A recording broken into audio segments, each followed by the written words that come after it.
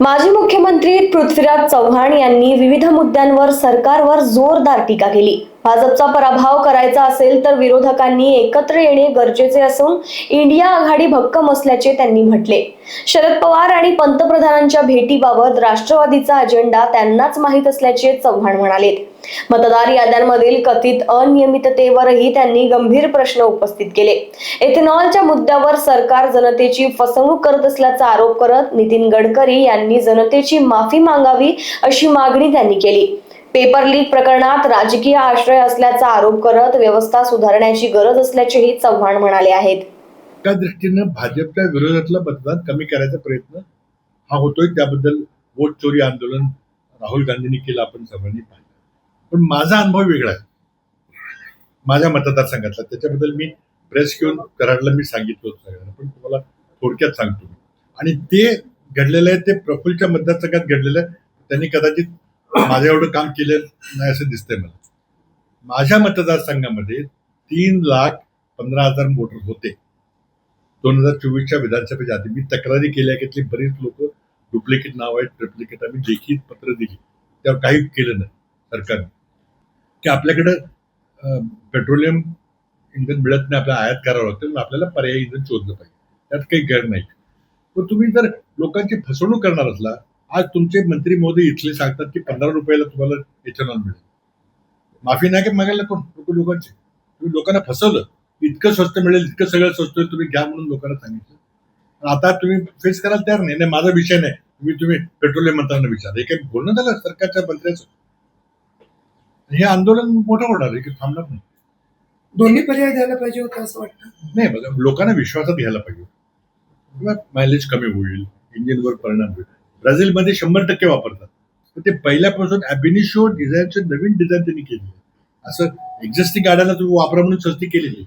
सगळ्यांना तुम्ही दम देता प्रत्येकाला, तुम्ही काय बोलू नका त्याच्याबद्दल बोलू कारखान्यांना. असं नाही चालत. तुम्हाला मोठा बदल करायचा असेल तर तुम्ही लोकांना विश्वासात घेऊन गेला पाहिजे आणि फसवणूक न केली. गडकरीजी म्हटले ना काही की नाही 15 रुपयाला इथेनॉल मिळेल. तुम्ही ऐकले, आम्ही ऐकले. लोकांची माफी नाही मागितली पाहिजे. पण राजीनामा देणं ही एक महत्वाची स्टेप आहे की कोणीतरी त्याची नैतिक जबाबदारी स्वीकारलेली, हे महत्वाचं. हे आतापर्यंत कधी घडलेलं नाही. युपीए सरकार आमचं असताना 7 मंत्र्यांनी राजीनामा दिला. आपल्याला माहिती, पवन कुमार बन्सल असेल, अश्विनी कुमार असतील, स्वतः पाटील साहेबांना द्यावं लागलं. काय कारण होतं? पण नैतिक जबाबदारी स्वीकारली काँग्रेस. मुख्यमंत्री विलासराव देशमुखांना काय कारण होतं? One of the best chief ministers. बरी काँग्रेस पक्षाने निर्णय घेतला. किती 4 मुख्यमंत्री आहेत. ही नैतिक जबाबदारी स्वीकारायची आमची पण ह्या लोकांची निगरगट्ट माणसं आहेत, काही होत नाही. त्या महिला मुली ज्या हे करतात, 7 मुली जर काही आरोप करतात ते सगळं खोटं होतं.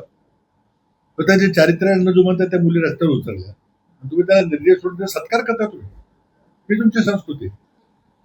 पण तिथे काय डील झालं, त्यांनी एकदम आपला आंदोलन थांबवलं. एकनाथ शिंदे मुख्यमंत्री असताना त्यांनी काय आश्वासन दिलं, पूर्ण केलंय का? त्यांचं आता बावनकुळे विरुद्ध इतरांचे ते वाद त्यांनी सुरू केलाय.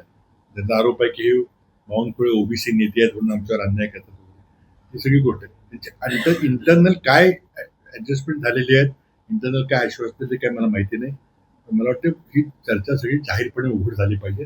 सरकारने पण काय आश्वासन दिलं पाहिजे सांगितलं पाहिजे आणि जरंग्याने पण सगळ्या समाजाला सांगितलं पाहिजे की आमचं असं ठरलंय. पण हे असं नाही चालणार की एखाद्या व्यक्तीवर आरोप करायचं की त्यांनी काहीतरी केलं. काय ठरलं सांगा मला. गडचिरोलीमध्ये 3 मुलींचा सर्पदंशामुळे मृत्यू झालेला असं माहिती आहे की त्या मुलींना त्या आश्रमशाळेमध्ये बेडची व्यवस्था नव्हती, त्यामुळे या सगळ्या घटना काय मला ही घटनेची डिटेल माहिती नाही, मला घ्यावी लागेल. परंतु एकंदरीत ही सगळी व्यवस्था इतकी बिघडली. हे सरकार जे आहे हे फक्त रोड आणि ब्रिज कॉन्ट्रॅक्ट घेऊन त्यातले 40% कमिशन खाते. ते शिक्षणावर खर्च करत नाही, आरोग्यावर खर्च करत नाही. आज महाराष्ट्रामध्ये फक्त 22% टीचर्स हे टीईटी क्वालिफाईड आहेत. मी मुख्यमंत्री असताना मी 2011 साली टीईटी परीक्षा सक्ती केली होती की क्वालिफिकेशन टीचर्सचं पाहिजे. आपल्या मुलांना चांगल्या शिक्षकांनी शिक्षण दिलं पाहिजे. आज महाराष्ट्रामध्ये इतक्या वर्षानंतर फक्त 22% लोक टीईटी क्वालिफाईड आहेत. सरकारचं शिक्षणाकडे लक्ष नाही, आरोग्याकडे लक्ष नाही, स्किल डेव्हलपकडे लक्ष नाही. लाडकी बहिणीचे पैसे देऊन तुम्ही निवडणुका जिंकताय.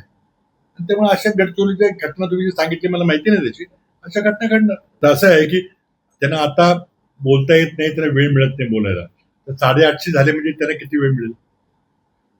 हे त्यांना संसदेचं महत्वच कमी करून टाकायचं. तर थोडक्यात आता फार मी तात्विक काही बोलत नाही, पण अमेरिकन घटनेमध्ये आणि आपल्या घटनेमध्ये काय फरक आहे?